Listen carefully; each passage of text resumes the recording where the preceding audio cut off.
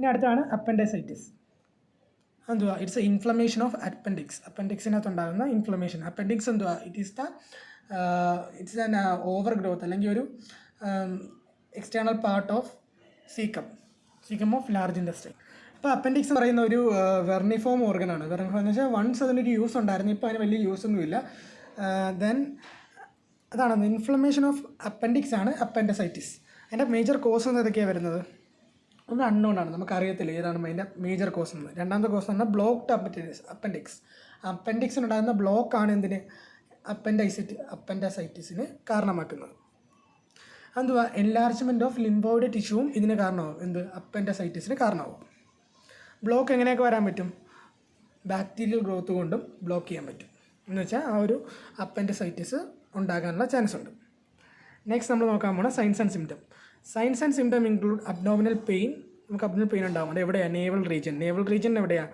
Lower right side. നമ്മുടെ നമ്മുടെ പൊക്കിളിൻ്റെ അവിടെ നിന്ന് റൈറ്റ് സൈഡിൽ, ലോവർ റൈറ്റ് സൈഡിൽ വേദന ഉണ്ടാവും.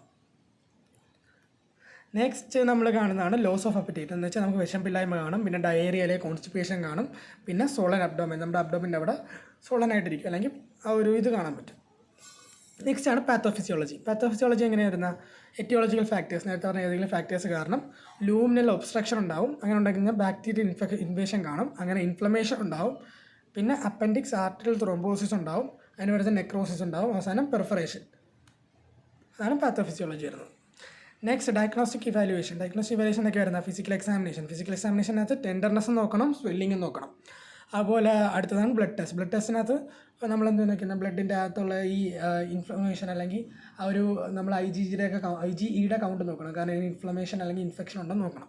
ഇമേജിംഗ് ടെസ്റ്റ് നമ്മൾ എന്തൊക്കെ വരും? CT സ്കാൻ, MRI, അതുപോലെ ഒരു എക്സ്റേ, CT സ്കാനൊക്കെ നമ്മൾ എടുക്കും. നെക്സ്റ്റ് ആണ് മാനേജ്മെൻറ്റ് ഏതൊക്കെയാണ് വരുന്നത്? മാനേജ്മെൻറ്റ് പെയിൻ റിലീഫ് മെഡിക്കേഷൻസ് നമ്മൾ കൊടുക്കും.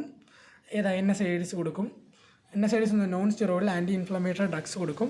ഇല്ലെങ്കിൽ നമ്മൾ എന്ത് കൊടുക്കും? ആൻറ്റിബയോട്ടിക്സ് കൊടുക്കും. ആൻറ്റിബയോട്ടിക്സ് ഒക്കെ കൊടുക്കും.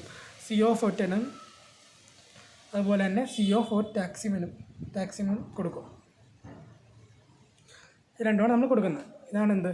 അപ്പൻഡിസൈറ്റിസ്.